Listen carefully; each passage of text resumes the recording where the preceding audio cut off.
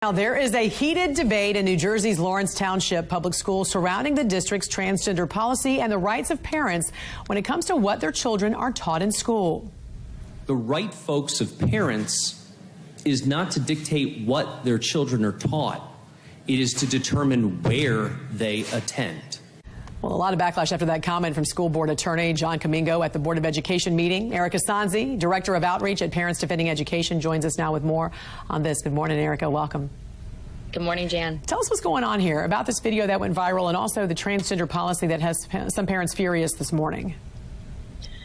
Sure. So this is an attorney for the school board who was attempting to explain to parents what rights they do and don't have.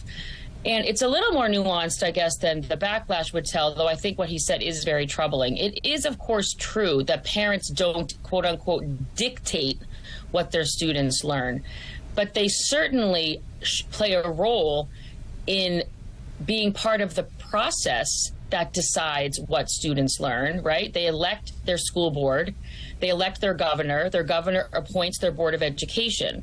So for him to imply that the only role of a parent is to decide where their child goes, it's not only ludicrous, it also essentially says, those of you that can't afford to make alternative choices, sorry, you're stuck here and you have no rights. This is blowing up because, like in so many other states, New Jersey has changed its policies not only around what's in, gender identity being taught in schools and at very young grades, but also because gender identity has been added to these anti-discrimination policies. And on its face, we would all probably think that's a good thing, right? We don't want to discriminate against people or make people feel that we're treating them unfairly.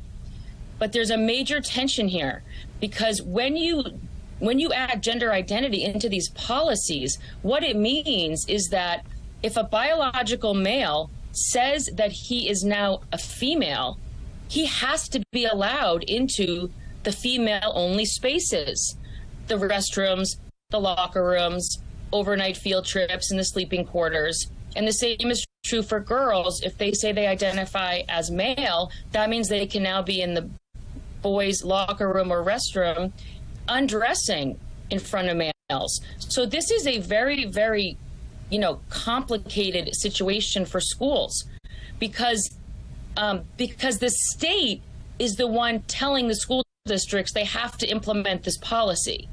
And so then the school is scrambling. But what's happening is, in an effort to not discriminate against one group of people based on gender identity, they discriminate against all the other people who are now saying, I don't want to be in restrooms and bathrooms and overnight field trips with people of the opposite sex. Right, and that is now the crux of this argument. That policy, by the way, like you said, mandated by the state's Department of Education, says, quote, that it is unlawful for schools to subject individuals to differential treatment based on gender identity. So what are the consequences of this policy since it states it is unlawful? Yeah, I'm unclear on what the consequences are. I'm not sure what law they're pointing to, and certainly people should be asking for explicit information about how it's unlawful and if we don't follow it, what are the consequences, right? So is the Board of Ed threatening to withhold funding? What is it that is making it that the schools feel that they absolutely have to follow this? Well, we know Joseph parents. Go ahead.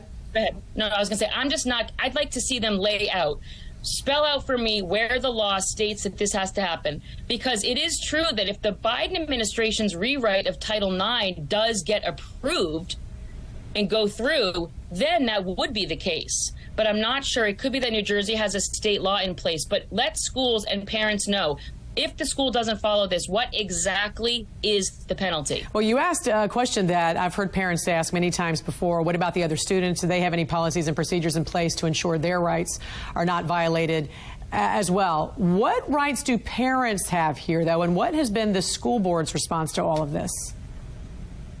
This is the problem, is that on this issue, parents essentially have no rights. It is written into these policies that if a child decides that they are going to identify as a different gender, that it is written in there that the parents don't have a right to know, that the school does not have to notify the parents. So yes, They do ask us for permission to administer Tylenol and Advil and sunscreen, but they are stating explicitly that if suddenly our child states that they are a different gender and wants to start living as that during the school day, a different name, different restrooms, different locker rooms, that we as parents have no right to know, and that the school district will withhold that information.